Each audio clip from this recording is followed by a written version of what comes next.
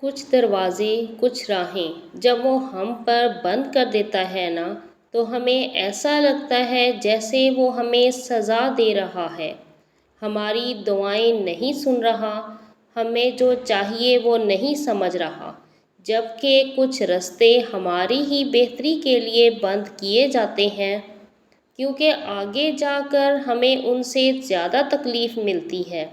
یہ سزا نہیں ہے، بلکہ یہ تو اللہ پاک کی محبت ہے، اس کی حفاظت ہے، کیونکہ وہ ہمیں مسلسل تکلیف میں نہیں دیکھ سکتا۔ ہمارے فیصلے ہماری چاہت کے مطابق ہوتے ہیں، جبکہ اللہ پاک کے فیصلے ہماری بہتری اور ضرورت کے مطابق ہوتے ہیں۔ لیکن ہم یہ بات اکثر بھول جاتے ہیں، وہ سنتا بھی ہے، جانتا بھی ہے، دیتا بھی ہے، ہر بات کا علم ہے اللہ پاک کو، انسان تو بس ایک کچا منصوبہ ساز ہے۔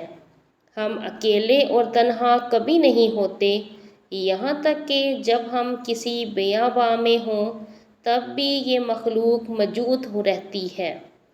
اس رب پاک کی سزا اور جزا کا اپنا نظام چلتا ہے۔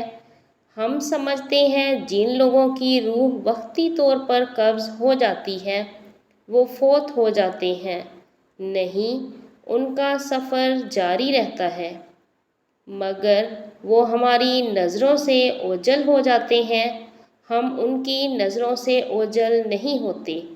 اللہ پاک واقف ہے ہماری ہر چھوٹی سے چھوٹی اور بڑی سے بڑی پریشانی سے، اسے معلوم ہے تمہارے دل و دماغ کی کیفیت، وہ واقف ہے تمہارے ہر دکھ درد سے، اور ہر اس انسان سے جس نے تمہیں تکلیف دی، وہ گواہ ہے ہر اس تلخ لفظ کا جو تمہیں لوگوں سے سننے کو ملے، وہ گواہ ہے تمہارے ہر ایک آنسو کا جو تکلیف پہنچنے پر تمہاری آنکھوں سے نکلے۔